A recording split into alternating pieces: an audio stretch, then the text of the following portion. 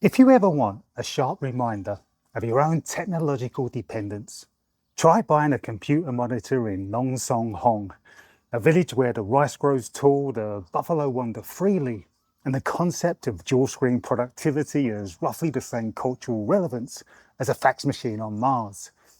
You see, when I arrived here, I was armed with all of the confidence of a modern knowledge worker and attempted to explain to the local shopkeeper why I was in the market for a 4K ultra-wide.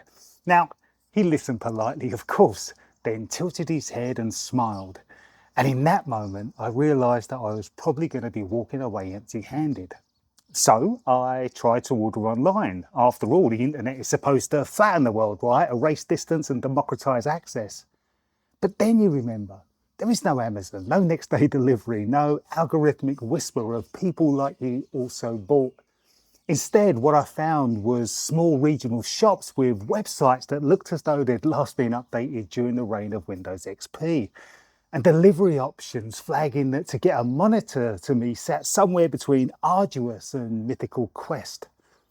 And that's because technology here is not a necessity, it's an accessory, a garnish, something you might encounter in the district office, but not something that shapes the rhythm of daily life. You know, the villagers, they don't need ChatGPT, LLMs, ultra-wide displays or ergonomic chairs. Their world is built on relationships, routines, and the quiet confidence of knowing exactly what matters. And on reflection, that's the humbling part. You see, the villagers aren't missing anything. They're not behind. They're simply living a different story. One where technology is a tool, not a worldview. One where the measure of a good day has nothing to do with likes, reach, and influence. My struggle to buy a monitor has almost become a kind of a mirror, one that showed me how dependent I am on conveniences and how much of my identity is wrapped up in screens and systems and digital rituals that mean absolutely nothing here.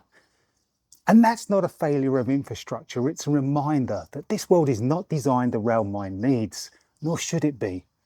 You know, what I'm learning is that this place offers me something far rarer than next day delivery, but rather a gentle invitation to recalibrate, to remember that life can be lived at human scale and not a digital scale, and that sometimes the hardest part of adjusting is realizing that the things that you thought were essential simply aren't.